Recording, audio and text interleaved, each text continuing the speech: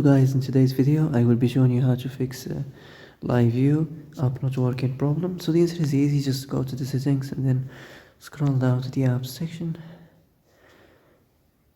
and then go to the search and search Livu and then go to the storage, and here you will find this clear cache option. Click on it.